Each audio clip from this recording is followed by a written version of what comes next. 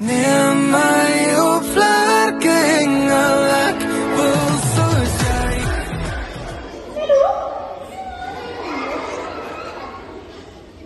Goeiemôre, Lucky.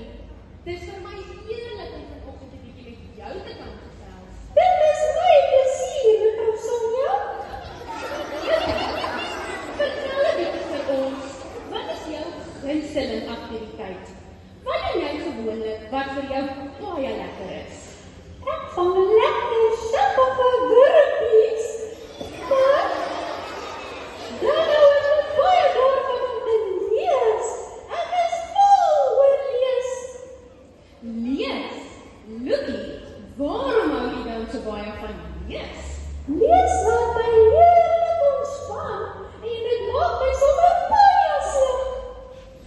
Lucky, vertel 'n bietjie vir die maatjies, hoe laat dit jou voel wanneer jy 'n nuwe boek begin?